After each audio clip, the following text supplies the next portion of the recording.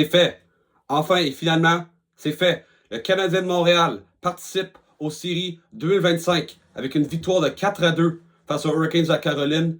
Une game où les Hurricanes ont reposé certains de leurs meilleurs éléments, mais le Canadien était capable d'aller chercher les 2 points. C'est pas facile, mais ils ont réussi. Alors, les Canadiens qui, après 3 ans sans participer aux séries, le font enfin. Mais j'ai l'impression que c'était 3 ans, mais j'ai l'impression que ça faisait 30 ans. En fait, ça fait depuis 2017 en fait, que le Canadien a participé aux séries. Mais il y avait salle comble au Centre Bell parce qu'il faut se rappeler aussi, 2020, il y avait la bulle, il n'y avait pas de partisans. Puis 2021, ben, les matchs au Centre Bell, au début, il n'y avait pas de spectateurs, mais euh, pendant à peu près genre la demi-finale et la finale, il y avait genre 3000 spectateurs ou quelque chose comme ça. Alors, un gros pas dans la direction pour l'organisation. Et là, c'est ça qu'on va vraiment s'attarder aujourd'hui. Ça va être le progrès de la reconstruction de Kent Hughes et le pari qu'il a décidé de faire à la date limite de transaction de ne pas acheter. Alors, restez là. Alors, le 18 février 2022 est le jour où Kent Hughes a été nommé le 22e directeur général de l'histoire des Canadiens de Montréal, alors que l'équipe était dernier au classement général, même derrière les Coyotes de l'Arizona, qui cette année-là ont fini deuxième avant-dernier, mais s'attendaient à finir dans la cave. Ils ont vraiment vendu quasiment toute leur équipe.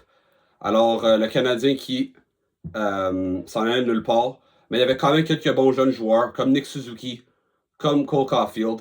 Dans le temps, tu avais Alexander Romanov qui était un défenseur prometteur. Puis il y avait quelques joueurs dans leur banque d'espoir, comme Caden Gooley, Jordan Harris et d'autres. C'était pas, évidemment, la plupart de ces jeunes joueurs-là ne sont pas développés comme souhaité, mais Kent Hughes a compassé en faisant plusieurs bons coups par la suite. Alors, son premier grand coup qu'il a réalisé, c'était le 9 février de cette année-là, alors qu'il a décidé de congédier l'entraîneur-chef Dominique Ducharme et le remplacer par un coach qui n'avait aucune expérience dans le coaching professionnel, Martin Saint-Louis.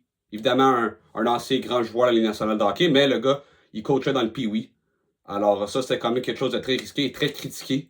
Mais ça s'est avéré quand même avec le temps. Le Canadien souhaitait que le Canadien, évidemment, allait être en reconstruction et que ça allait permettre à Saint-Louis de s'améliorer en tant que coach et développer leurs jeunes joueurs. C'est exactement ça qu'il a fait. On a vu du progrès qu'il a fait avec Cole Caulfield, entre autres cette année-là, et Nick Suzuki.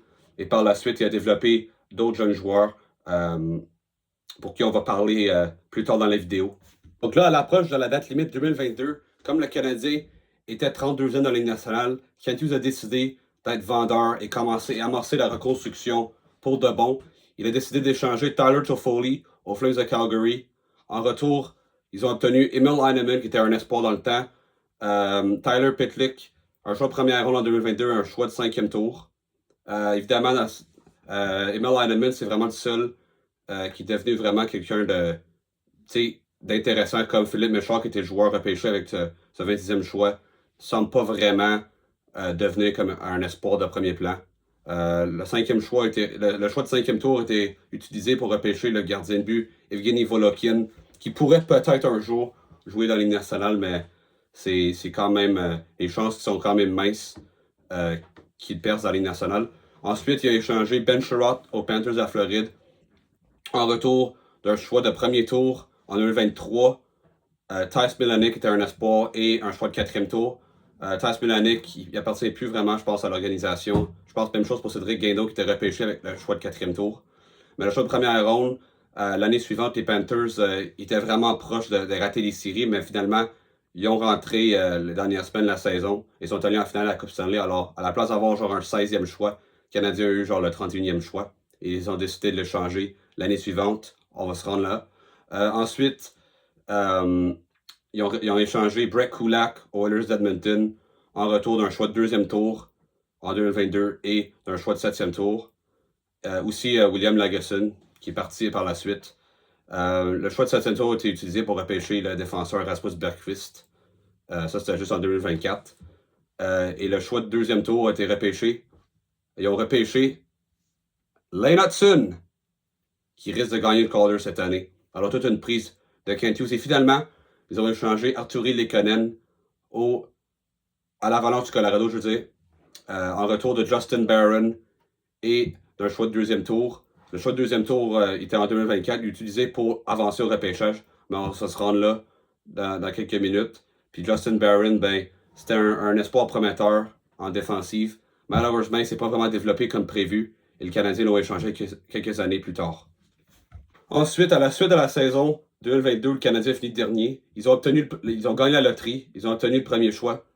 Et contre toute attente, le Canadien a décidé de choisir le Slovaque Juraj Slafkovský, qui, selon plusieurs, était parmi les candidats pour le premier choix, mais la plupart des gens espéraient ou pensaient que ça allait être Shane Wright. Même Logan Cooley était un choix plus populaire selon plusieurs partisans, journalistes, spécialistes du repêchage. Mais le Canadien a opté pour Slafkovský, ça prend du temps encore pour lui, mais il a juste 21 ans, 2 saisons de suite de 50 points. Alors, tu sais, ça prend du temps de développer un joueur comme ça. Je pense pas que ça risque d'être un joueur de concession générationnelle, mais tu sais, je pense que ça peut être un joueur d'impact, un joueur de premier trio qui fait, je sais pas, une trentaine de buts, 70 points en étant un allié de puissance.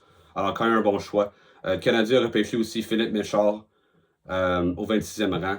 Comme j'ai dit, il peine à avoir un impact. Lui aussi, c'était un Slovaque, c'était l'ami de Juraj Slafkovský. Les chances qu'il devienne, comme j'ai dit, un joueur régulier sont quand même faibles. C'est un petit joueur, il a la misère à jouer dans les américaines. Comme je dis, on a repêché Owen Beck en deuxième ronde. Lui pourrait peut-être devenir un solide joueur de profondeur. Peut-être un troisième centre, quatrième centre, un joueur plus défensif. Lane Hutson, qui est un défenseur, le carrière de l'avantage numérique, le défenseur numéro 1 des Canadiens d'avenir. Déjà une superstar, 70 points cette année. 66 points, pas 70 points, mais quand même pas loin. Il va gagner le Calder. Il a aussi repêché Adam Engstrom aussi et Jared Davidson. Parmi d'autres noms, c'est vraiment toute une cuvée pour le Canadien de Montréal. Mais aussi, pendant le repêchage, le Canadien a fait une méga transaction à 3 équipes avec les Islanders et les Blackhawks de Chicago.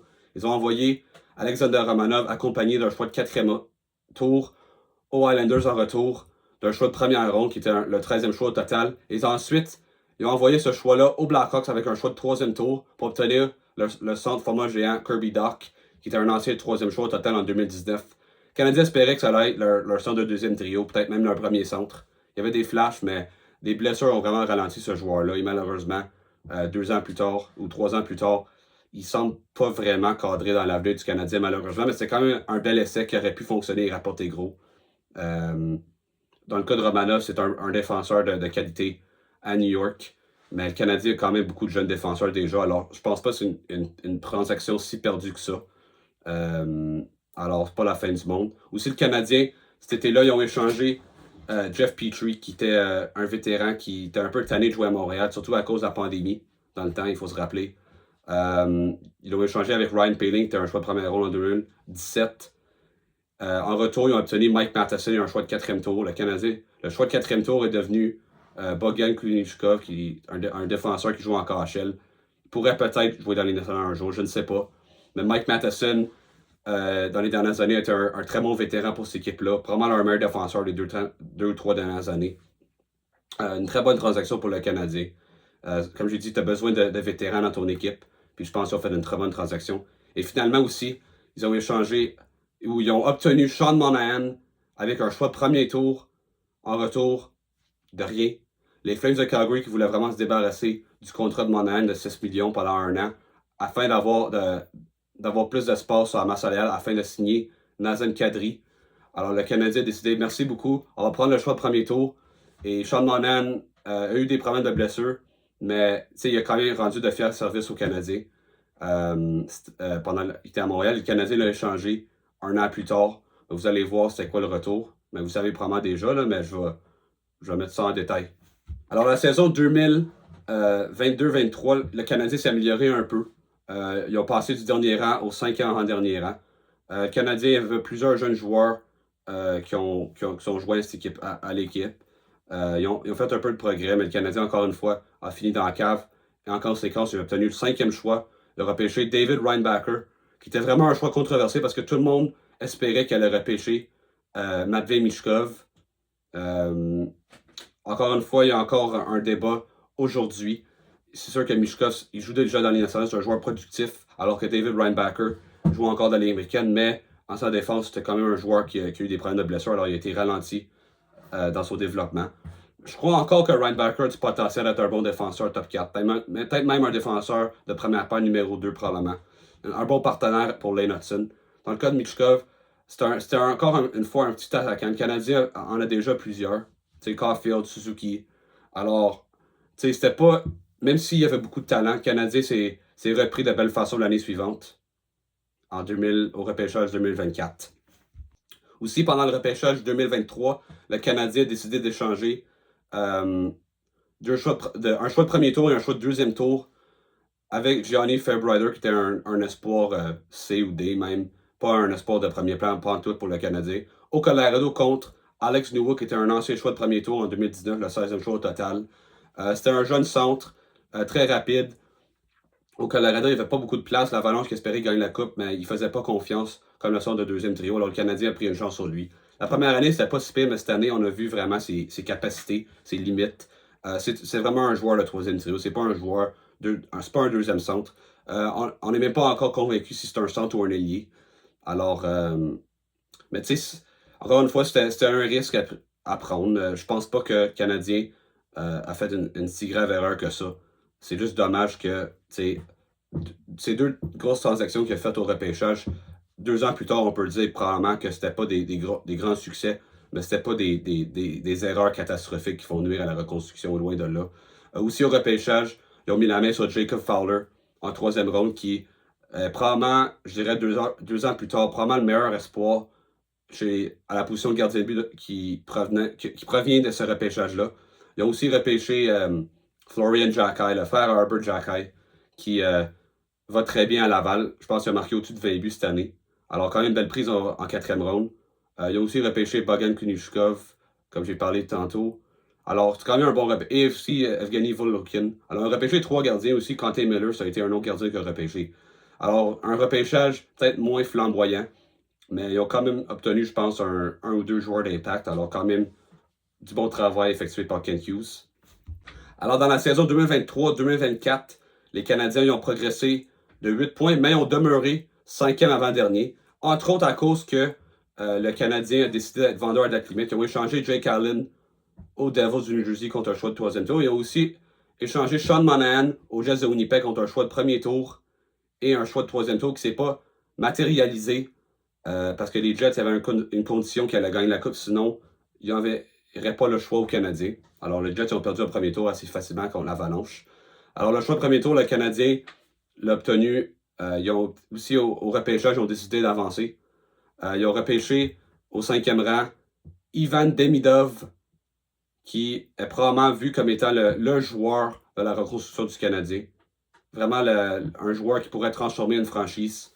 On l'a vu dans ces 2 matchs cette saison qu'il a joué avec le Canadien, que c'est vraiment tout un joueur de hockey.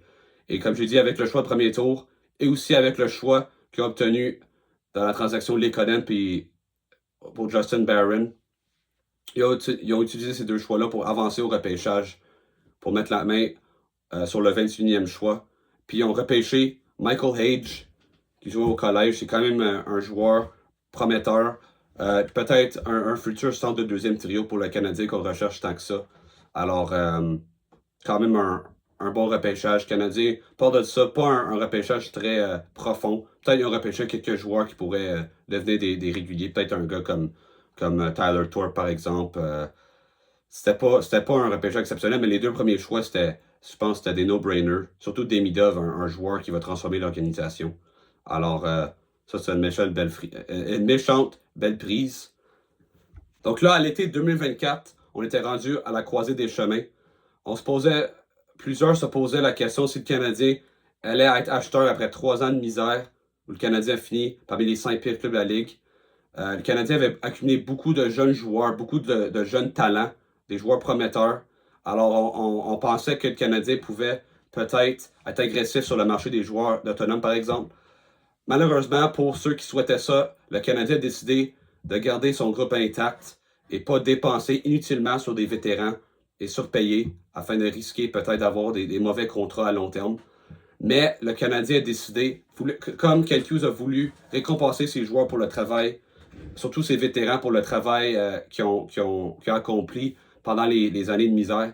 Il a décidé d'aller chercher Patrick Laine avec un choix de deuxième tour en retour de Jordan Harris. Alors, quand même une transaction c'était pas très risqué. Mais il y avait low risk, high reward, dans le fond. Donc, pour un joueur qui a beaucoup de potentiel, mais il pourrait ne pas performer, mais ça coûtait pas cher, puis c'est exactement ça. Patrick Laine, évidemment, cette année, il s'est blessé au camp d'entraînement.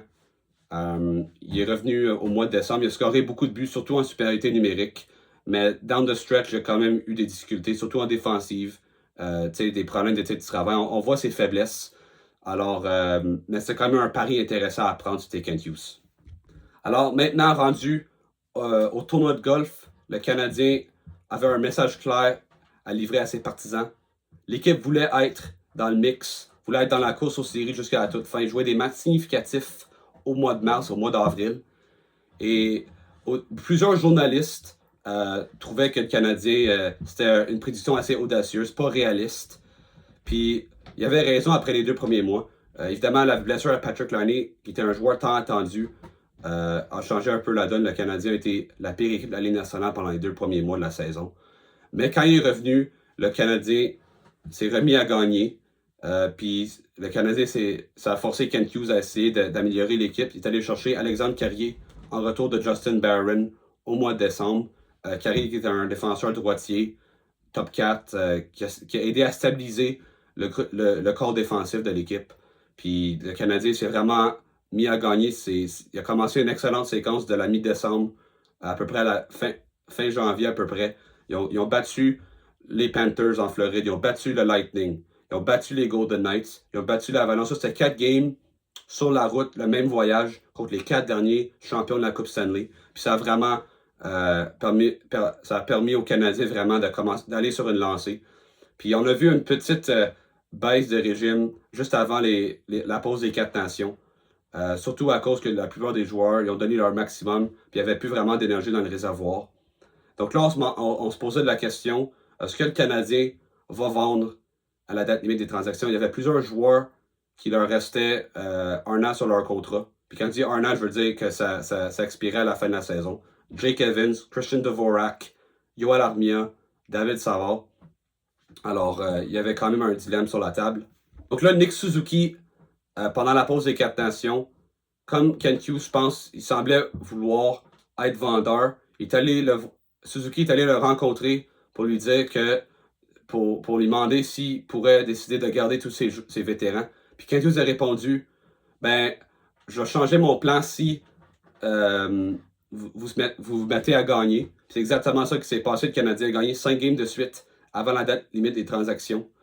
Il semblait être énergisé après une pause de 2 semaines parce que, comme j'ai dit, le Canadien avait l'air magané, avait l'air fatigué. Puis le Canadien, Kent Hughes a décidé de re-signer Jake Evans pendant un autre 4 ans. Alors, ça a vraiment envoyé un message à l'équipe qu'on va continuer à investir à cette saison. Mais il y avait plusieurs experts, plusieurs journalistes qui croyaient que le Canadien devrait aller chercher de l'aide à l'ultimate, aller chercher peut-être un défenseur comme Kaden Guhle s'est blessé au mois de janvier jusqu'à la fin mars. Peut-être un son de deuxième trio, parce que Kirby Dach aussi, il allait manquer le reste de la saison. Malheureusement pour eux autres, le Canadien a décidé de garder le groupe intact au complet. Alors, ils n'ont pas touché à rien. Puis ça a permis aux Canadiens, ils se sont vraiment ralliés et ils ont fini la saison en force. Il y avait une petite baisse de régime, je dirais. Il y avait un petit voyage de 4 matchs sur la route. Ils ont joué à Saint-Louis, ils ont joué à Philadelphie, ils ont joué en Caroline. Puis c'est vraiment 3 games très, très, très difficiles. Mais par la suite, ils ont joué en Floride pour finir ce voyage-là. Puis ils ont gagné 4-2. Ensuite, ils ont battu les Panthers de la Floride. Il y a le mardi soir. 3-2 en prolongation. Ils perdaient 2-1. Il restait 8 secondes. Suzuki a écrit l'égalité. Et il a marqué le but gagnant pour permettre à l'équipe de gagner un autre match et rester dans la course aux séries. Puis là, le Canadien a gagné 4 autres matchs de suite. Alors, une grosse fin de saison pour le Canadien. Alors là, après cette séquence, le Canadien semblait être destiné à faire les séries. Mais là encore, une excellente nouvelle est arrivée. Ivan Demidov allait se joindre aux Canadiens pour terminer la saison 2024-2025. Alors, on ne pouvait pas être plus heureux chez les partisans du Canadien. Puis il y avait plusieurs personnes en passant qui critiquaient Kent Hughes et je pense que c'était Vincent Lecavalier puis Nick Bobrov qui sont allés en Russie, je pense au mois de décembre, afin de rencontrer le coach du Scott St. Petersburg, qui était l'équipe à Ivan Demidov. Il y avait du monde qui disait que le Canadien supportait Poutine puis les Russes. Mais en réalité, je pense qu'on a compris assez vite là, que dans le fond, c'était probablement pour avoir une entente, pour que Demidov puisse joindre les Canadiens à la fin de la saison, afin de les aider à participer aux séries. C'est exactement ça qui est arrivé. Le Canadien, qui malheureusement, après son arrivée, ils ont perdu 5-2 à Ottawa et 1-0 en prolongation face aux Maple Leafs. Un match où quand même, ils ont quand même bien disputé une bonne rencontre, mais ils n'ont pas été capables de marquer. Alors ça ajoutait l'urgence d'amener Demidov à l'alignement. Et à son premier match avec les Canadiens de Montréal contre les Blackhawks de Chicago, où j'étais allé voir cette game-là. C'était spectaculaire. Ivan Demidov a marqué un but et a obtenu une mention d'aide. Mais le Canadien, malheureusement, a perdu ce match-là 4-3 en tir de barrage. Alors ça a mis beaucoup de pression sur le dernier match de la saison face aux Hurricanes. Et si ça, c'était pas assez, les Blue Jackets de Columbus avaient remporté 5 games de suite avant le match face aux Hurricanes. Alors ça mettait énormément de pression. Le Canadien n'avait pas le choix de gagner le match face à la Caroline. Heureusement, ils ont réussi, ils ont gagné la game 4-2 et ils ont accédé aux séries pour la première fois depuis 2021 et depuis le début de la reconstruction. Alors la question se pose, comment qu'on n'a pas vu ça venir? Bon, moi personnellement, je croyais que le Canadien pouvait non seulement être dans le mix, je pense que j'ai même prédit que le Canadien allait faire les séries au mois de septembre avant la blessure à Laine. C'est sûr que quand Laine s'est blessé, là j'ai perdu un peu confiance qu'elle a pu faire les séries, mais je les voyais quand même être compétitifs. Je m'espérais peut-être qu'il resterait à 500, aux alentours de 500 au moment que Laine allait revenir au mois de décembre. Malheureusement, comme je dis, ils ont tellement mal commencé la saison, mais ils ont tellement eu de progrès tout au long de la saison, même si c'était un peu inconstant, c'était des hauts et des bas. Mais tu sais, c'est normal pour une jeune équipe. Tu sais, le développement, c'est pas linéaire, mais tu sais, une affaire qu'on a appris cette année, c'est que Lane Hutson, c'est une superstar, puis on prévoyait pas ça au début de la saison. Je pense que les prévisions, c'était autour de 40 points, mais là, il a fait 66 points. Nick Suzuki s'est vraiment établi comme étant un vrai premier centre de premier plan. Il a fait 89 points. Cole Caulfield, il a peut-être pas marqué 40 buts, mais il s'est quand même amélioré. Il a eu 70 points, c'est quand même du progrès. Juraj Slafkovský, une saison décevante, comparativement à l'année passée, mais ça demeure comme encore une fois un joueur très très jeune. Alors, tu sais, avec tout ça, Montembeault s'est vraiment établi comme étant un solide numéro 1 dans la Ligue nationale de hockey. C'est sûr que les statistiques individuelles sont pas impressionnantes, mais il faut aussi prendre en considération pour quelle équipe il jouait. Et surtout, en début de saison, le Canadien était terrible. Je pense qu'il était en voie d'être la pire équipe défensive de tous les temps après le premier mois de la saison. Je pense qu'ils ont donné 6 buts genre à 5 reprises dans le premier mois de la saison. Alors, c'est sûr que ça va affecter les statistiques des gardiens de but. Alors pour moi, on voit que Kent Hughes, son pari, c'était que Demidov de ne pas être acheteur et surpayé sur des joueurs autonomes ou des vétérans. Puis peut-être faire les séries, mais perdre ce joueur-là et peut-être perdre en premier tour. Mais ils ont décidé d'être prudents à date limite, ne pas dépenser, attendre que Ivan Demidov il joigne à l'équipe. Puis là, le Canadien avec Demidov, avec ce qu'on a vu de lui pendant ses 2 premières games, c'est sûr que Demidov, puis on a vu contre les Hurricanes, il n'a pas joué beaucoup en 3e période, le Canadien protégeait l'avance. Mais offensivement, c'est certainement un joueur qui peut faire la différence. Puis rendu en série face aux Capitals de Washington, je pense que tout est possible. Les Capitals, évidemment, ils ont fini premiers dans l'Est. Ils ont connu toute une saison. Mais on a vu, vers la fin de la saison, alors qu'Ovechkin tentait de battre le record de Gretzky, les Capitals, il y avait une baisse de régime dans leur jeu. Puis depuis qu'Ovechkin a battu le record, encore une fois, les Capitals semblent être peut-être moins motivés. C'est sûr qu'il n'y avait plus grand-chose à prouver d'ici les séries, mais c'est dur à flipper on le switch. Là. Alors, je pense que le Canadien, avec la façon qu'ils ont fini la saison, même si leur match vers la fin, c'était peut-être pas convaincant, mais je pense que l'équipe va avoir 4 jours de repos. Ils joueront lundi soir à Washington. Alors aujourd'hui, c'est jeudi. Alors, jeudi, vendredi, samedi, dimanche. Alors, 4 journées complètes sans jouer. Alors, le Canadien devrait être prêt pour amorcer les séries à Washington. Devrait avoir assez de repos. Encore une fois, on a vu ça quand il y avait la baisse de régime avant la pause des Canadiens. Mais quand ils ont revenu, ils ont été reposés. Puis on a vu, ils sont allés sur toute une run. Alors, ça ne me surprendrait pas que ça soit la même affaire. Le Canadien, surtout avec la foule au Centre Bell, je pense que le Canadien a décidé peut-être à cause de Tsukui face aux Caps. Mais, tu sais, il n'y a rien de garanti, mais ça joue sur la glace. Mais je pense que l'avenir est très, très, très prometteur à Montréal, très rose. Puis c'est juste le début de quelque chose de spécial. Puis je pense qu'on n'est même pas rendu à 10% de nos capacités à long terme. Alors ça, c'est très encourageant. Alors ça m'a fait à la vidéo. Dites-moi ce que vous pensez de votre équipe. Est-ce que vous croyez que le Canadien peut venir à bout de Ovi et sa bande? Ou est-ce que vous croyez que ça va être une série très difficile puis que l'équipe va avoir de la misère et vont perdre cette série-là en 4 ou 5 matchs? Dites-moi ça dans les commentaires. N'oubliez pas aussi de liker et d'abonner à ma chaîne YouTube. Et on se voit pour les séries. Go Habs Go! On est là. On va être en série. Go Habs Go, tout le monde!